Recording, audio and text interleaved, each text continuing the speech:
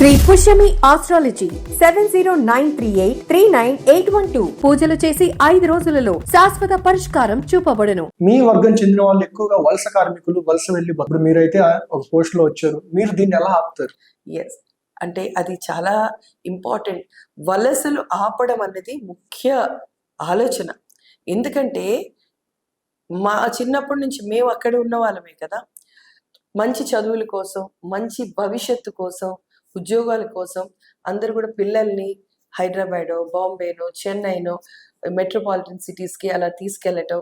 ఇవన్నీ ఎందుకంటే అక్కడ వసతులు ఎక్కువ ఉన్నాయి.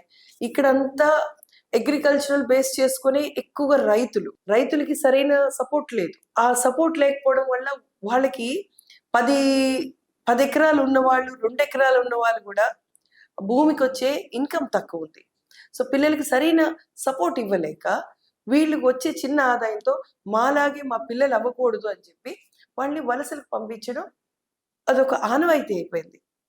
మొన్నెవరో మా జన సైనికుడు ఒక అబ్బాయి ఇంటర్నల్ మీటింగ్ అవుతున్నప్పుడు ఒక చాలా ముఖ్యమైనది అన్న, శ్రీకాకుళం అబ్బాయి, మా కర్మనో ఏమో తెలియదు సార్, అక్కడ ఆమ్దల్ వలసలో ఒక స్టేషన్ ఉంది, ఎప్పుడు చూసినా అందరు సంక్రాంతికే వస్తారు, సంక్రాంతి తర్వాత అసలు ఉండరు. యంగ్ జనరేషన్ అనేది ఎప్పుడు చూసినా ఆమ్దల్వల్ స్టేషన్ చూస్తే బాధగా ఉంటుంది. వచ్చేది అప్పుడు హైదరాబాద్, చెన్నై ఇవన్నీ ఖాళీ అయిపోతే సంక్రాంతికే వస్తారు, సంక్రాంతి అయిపోతూనే అందరు వెళ్ళిపోతారు.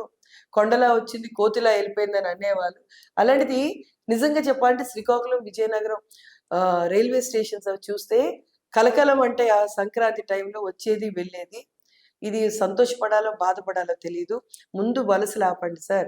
మా తల్లిదండ్రుల దగ్గర ఉంటాం, మాకుండే ఎకరానో అరచెక్కో ఏదో ఒకటి మేమే సాగు చేసుకొని మా కుటుంబాల దగ్గర ఉండే అవకాశం మాకు ఇవ్వండి అని పవన్ కళ్యాణ్ గారికి చాలా మంది వినతి పత్రాలు ఇచ్చారు. ఎందుకంటే సరైన అవకాశాలు లేవు. షుగర్ ఫ్యాక్టరీలు ఉన్నాయి, చూస్తే రైస్ మిల్స్ ఉన్నాయి, జూట్ ఫ్యాక్టరీస్ ఉన్నాయి. దానికి పెడుతున్నారు, అవన్నీ క్లోజ్ అయిపోయి దానికి సరైన ఫండ్స్ లేవు, గవర్నమెంట్ దగ్గర ఫండ్స్ లేవు. తర్వాత దానికి సరైన అవకాశాలు లేక అందరూ మైగ్రేట్ అయిపోతున్నారు. So N number of latches that has to be filled up. ఇదే మెయిన్ కారణం. మంచి అవకాశాలు లేక యువత వెళ్ళిపోతుంది. దీన్ని ఎలా అరికట్టాలనేది తప్పకుండా మా ప్రభుత్వంలో తూర్పు కాపు శాఖలో నాకు ఇచ్చిన ఈ అవకాశాన్ని తప్పకుండా ఆర్థికంగా, సామాజికంగా, రాజకీయ పరంగా అప్లిఫ్ట్ చేయడానికి నా ప్రయత్నం. మీ వర్గం నుంచి చదువుకొని ఫారెన్కి వెళ్ళాలనుకునే వాళ్ళు ఉంటారు. అవును, వీళ్ళకి ఎలా సహాయపడగలరు? డెఫినెట్గా కొన్ని అంటే కొంతమంది ఆర్థికంగా సరిపుష్టి ఉన్న వాళ్ళు వెళ్తున్నారు, అది పర్వాలేదు.